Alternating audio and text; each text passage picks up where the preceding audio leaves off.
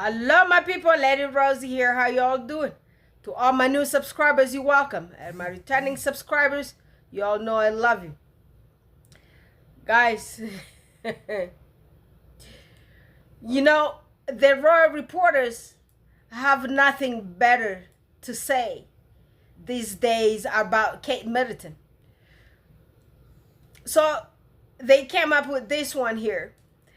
Apparently, according to Kate, her hardest moment with Meghan Markle was when they had to walk together at Queen's funeral.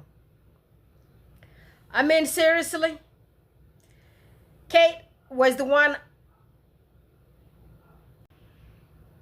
who came with the question to ask about Meghan Markle's unborn kid. What color would the baby be? Did she think that was some kind of normal something to ask? I believe she's been in Middle East. She's been around Arabs, and those people are also considered to be minorities comparing to them. Okay? They are the majorities because they are white.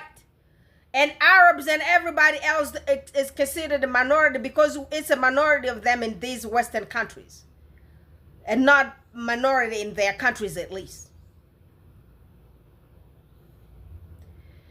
Does she think it's a good thing to ask another person from other race what color their baby, their child would be? And what was the problem? If the color of the child is yellow, purple, green, whatever, what does that have to do with her asking?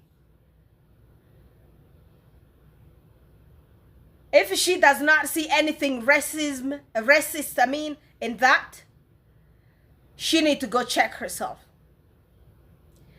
If she doesn't see that to be racist, because I saw lots of people coming to justify that nonsense around here, coming to ask, telling people that, well, it's just normal. People do ask who is the child gonna be looking like. Who the child is gonna be looking like is not what color is the kid gonna be like, okay? Understand the context of your own language. What color is the kid gonna be and who the kid is gonna look like are two different things.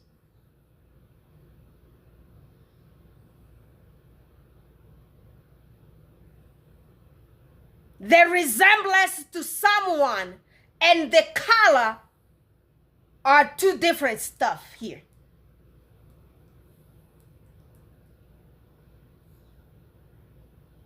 So the hardest thing she had to do was to walk with Meghan. That Meghan was so humble to be walking around these people, be hanging around them. Someone like me?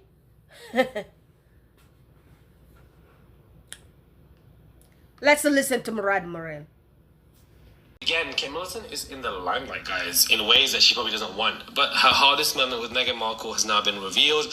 The Princess of Wales' hardest moment with the Duchess took place in the wake of the Queen's death. Amid all the grief at the Queen's death, William phoned Harry and suggested that they and their wives put on a show of unity for the sake of their late grandmother by viewing the floral tributes at Windsor together. Harry accepted. The resulting images suggested that all slipped back into their fantastic Fab Four routine, but this wasn't the case, as it's now been revealed that Catherine later admitted to a member of the royal family that such was the extent of ill feeling between the couples that the walkabout had been the hardest thing she'd ever have to do. My gosh, she's so dramatic, it's so annoying. This is the hardest thing that Kate had to ever do. Not her dressing in a nurse outfit to plan where William is so she could win him back. Or for the fact that William's been cheating on you allegedly multiple times. Those aren't the hardest things that you had to live with your marriage. It's you walking next to Meghan Markle. It's just so dramatic and unnecessary. And I think that you have other concerns as of right now. Obviously, this is coming out via an author. And, you know, I wonder how the family feels about these things because it is a form of exploitation. And they're basically just being exploited left, right, and center. That's basically. Well, if the author is exploiting them, I'm kind of happy because guess what? That's what they do with Meghan Markle. they have to come up with lies and write all the nonsense book with all this, whatever you call her, this lady boy here. All those people are exploiting Harry and Meghan. And so right now, when they're doing it with Kate, it doesn't really bother me. Let them do it.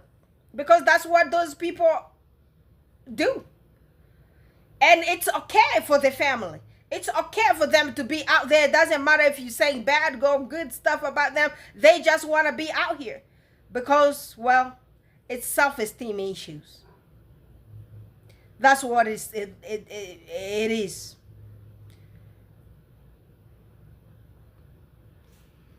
The Independent have just put out an article, and this is the title. Prince William shouted, "I am free," after dumping Kate Middleton. That is the title. Where is that coming from? I don't understand. Prince William shouted, "I'm free," after dumping Kate Middleton. A young Prince William partied with friends and shouted that he's finally free after calling off his relationship with Kate Middleton in a 30-minute phone call that he had with her, royal insiders have exposed. The Prince of Wales, then age 25, said to have ended things with the Princess of Wales after deciding he was too young to settle down. Rob Jobson reveals in his new biography of Kate, which details the couple's brief split. It came about after William, who formed a romantic relationship with Kate in uni, called on future plans for the pair amid speculation he was preparing to propose. I'm free. I'm free. I'm free, he shouted as he slipped into a drunken version of the robot dance Jobson claimed was the celebration, which took place in Mayfair's Mahiki nightclub. He then told his friends that they should all drink to the menu, which they more or less ended up doing because he was finally free of Kate Middleton. According to reports at the time, the prince also had his eye on someone else, the socialite Isabella. Of course he did, but she is said to have rejected his advances because she did not want to be constrained by the inevitable demands of royal life. I mean, I don't fault Isabella, because whoever this chick is, I agree with her. This did not cool William's ardor. He reportedly tried to woo Isabella, visiting her several times at her family home. Despite his evident crush, she apparently rebuffed his advances. Yeah, you heard it. Few could have predicted, guys, that he'd return to Catherine or that she'd ever agree to take him back. That's what she should be worried about. If a man treats you this way. Kate was never option one. We know this, but Kate was never option one. At the time of the couple's brutal split, they had been an item for 5 years, having seen their initial friendship blossom into romance when Kate wore a daring black sheer ensemble that showed off her figure. But looks like he wanted Isabella. But by the time the pair graduated, rumours of an engagement were swirling. After William cancelled plans around the time of Kate's 25th birthday, she sensed something was wrong. William told her they both needed a bit of space to find our own way, and he was unable to promise her marriage. In an emotionally charged 30-minute conversation, they both acknowledged they were on a different page. It was a devastating blow to Catherine, who felt doubtfully let down at being dumped over the phone.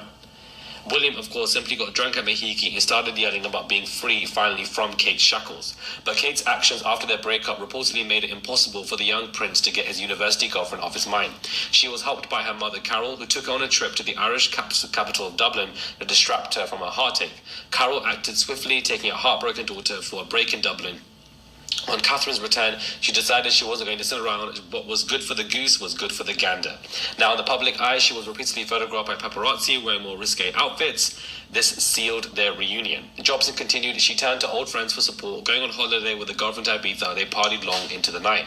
Back in London, there were soon so many pap shots of Catherine leaving nightclubs, often with her sister, that the media dubbed them the Sizzler Sisters. This outfit caught William's eye at a fancy dress party when Kate arrived dressed as a nurse and William had made a beeline for her.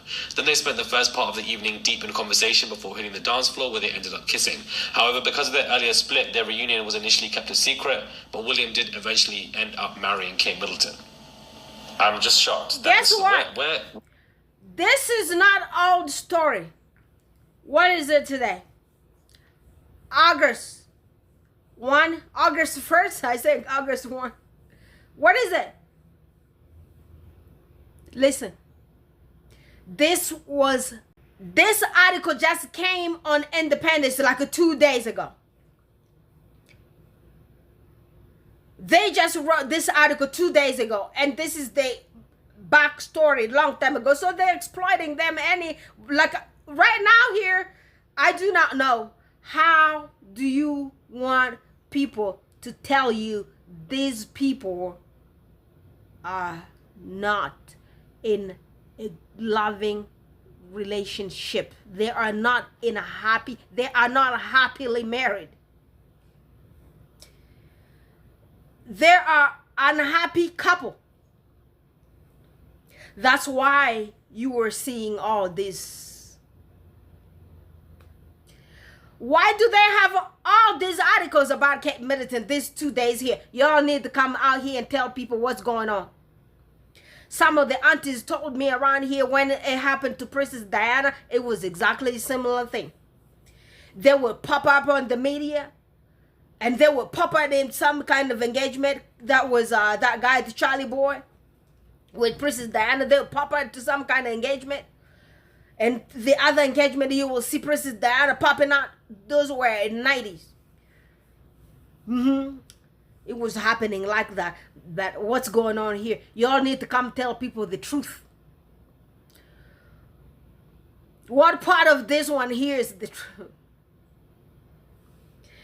Why bringing all those nastiness that happened during those college years and all those breaking up and all dressing up in weird clothing and nurses' clothes? What are those nursing clothing? The nurses' clothing? You talking about that little tiny dress that they do put the porn stars on with a little hat with a cross on it? You know, that doesn't really look like a 9 girls nursing outfit. I know the outfit y'all talking about. It's exactly the one I just described here. You know, some terms don't fly on this platform. So y'all go Google nurse's outfit. I don't know, but who came up with those? With that style? Was that what 9 Girl was making for girls back in the day?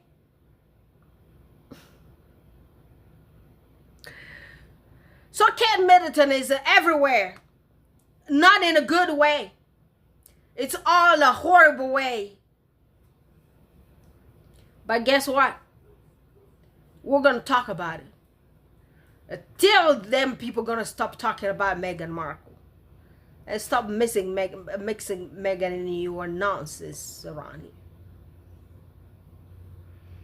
Book is, I don't even know, but clearly it's spending a lot of royalty. We're going to get into this stuff. Meghan Markle told Prince William to get your finger out of my face during a very intensive heat row about Kate Middleton, according to a new biography. The incident occurred after the Duchess of Sussex claimed Katie's baby brain had caused her to forget a detail of her wedding plans. During talks to clear the air following their honeymoon, Kate chided the Duchess, telling her they were not close enough for you to talk about my hormones, before William described Meghan as rude. Meghan stood up to him and said, "Take your finger out of my face." Period. Things had definitely cooled between them. Well, all these are coming from those people's articles. Apparently there's a book that has all those written. And remember, we remember reading that from somewhere. It was somewhere, but I don't know if that's how the scenario was, because this thing just sounds so childish. Because someone, I don't really know with Meghan's education if she's capable of saying something like that. And I don't know. It just doesn't really sound very much like her. Yeah, that girl is very well behaved. Like, I mean, now. She was raised by a black mother. You know, sometimes the people who are raised by our mamas, they behave a certain way. Yeah, I'm just saying. Yeah, you know, even though my mama died when I was really young, that black lady really taught me certain way. You don't say stuff to people. It doesn't matter if they're your sister. You just don't talk about baby brain, stuff like that, with your sister-in-laws. I mean, come on. Now, this, I don't know. Well, it is what it is, because guess what? Nobody has the royal news these days, except we have this one here, the pedo guy from BBC, the guy here who was sharing little kids' pictures on WhatsApp what is his name? Hugh something? From BBC? Older man, old guy doing that on the internet. Thank God for the internet. Whoever came up with this internet, I don't really know, like with the social media. Yeah. Whoever came up with all those social medias, God bless all of y'all, guys.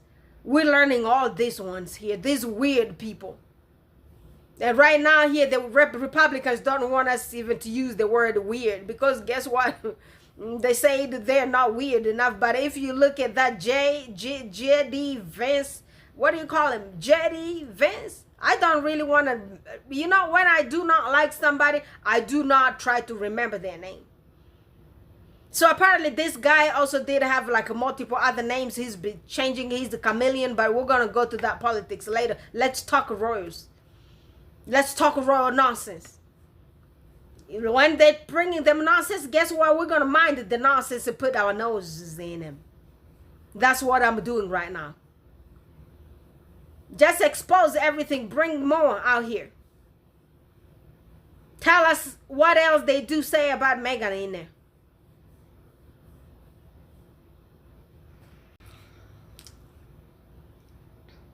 Have a saying in the UK which is relevant to this story.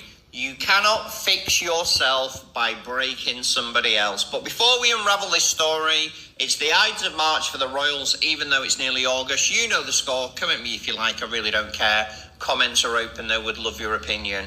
This story relates back to the time of the preparations for Meghan and Harry's wedding, and how William and probably Kate tried to make things as difficult as they could for Harry and Meghan. William was trying to ban Meghan from wearing any of Diana's jewellery because he thought it would be a distraction. He also wanted Harry to shave his beard. He was basically doing anything he could to leverage his seniority within the British royal family to make Meghan and Harry's life hell, to suck all the enjoyment they potentially could find out of their wedding. Mean. Well, more articles. This is Minister of Hacks, y'all. So I don't know how accurate this one also is, because I remember reading articles and also watching a couple of documentaries around here about the Princess Diana's jewelries. They were actually given to her children, both Harry and Meghan. So why would a prince, that one,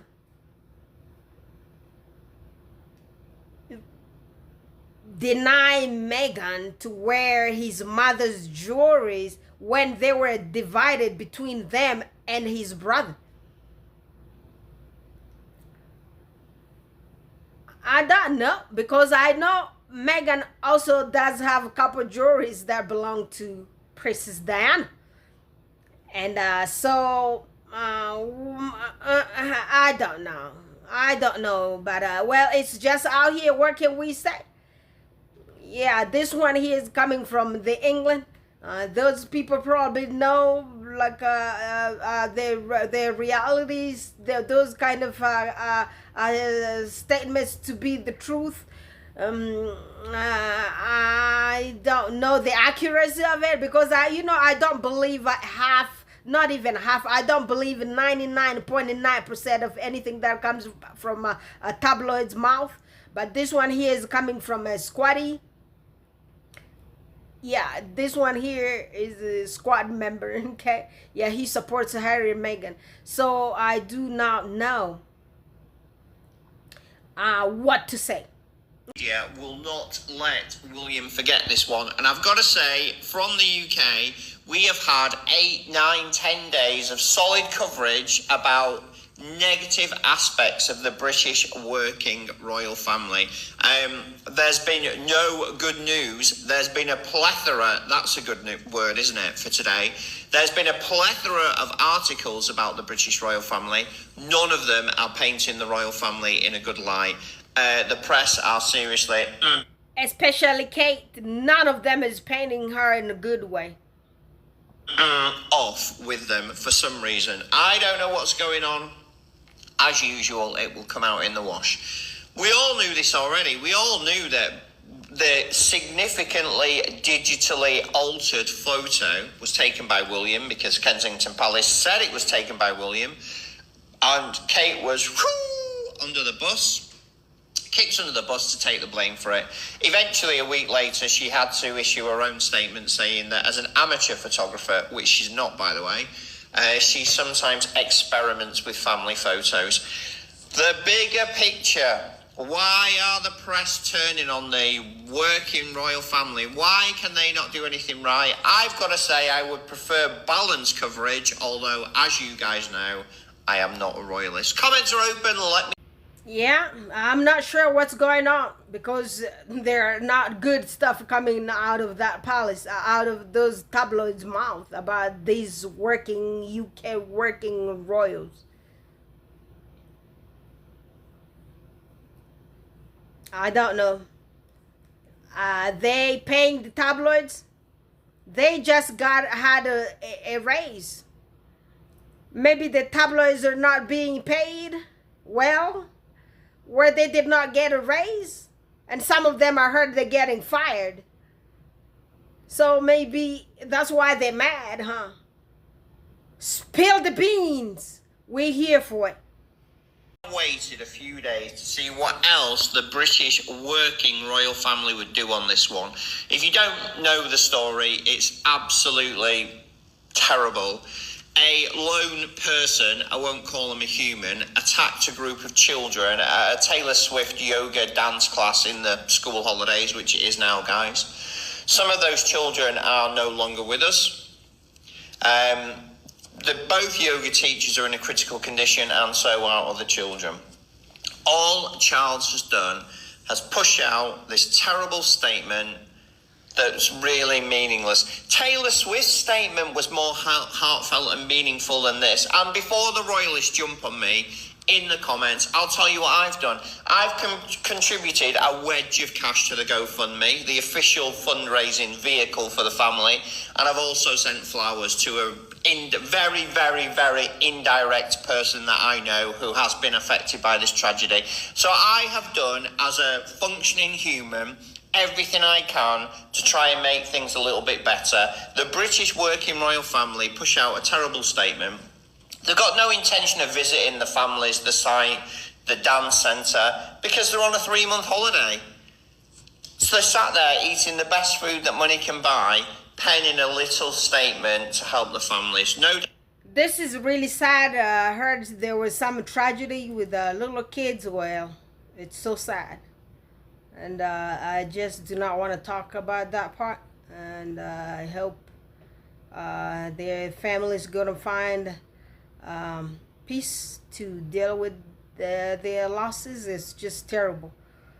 You know? Yeah. Sad. And guess what? This monarchy, well, everything they have, they couldn't even go to that family there to help out like our philanthropists do around here. They would go and give money to help with this kind of situation.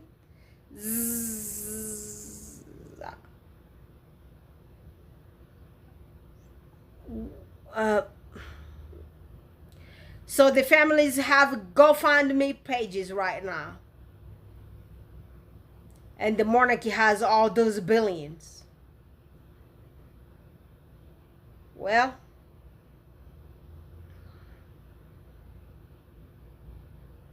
yeah, hopefully some celebrity is gonna come together to help these families. I'm just gonna pray for the strength. It's so heartbreaking. Terrible.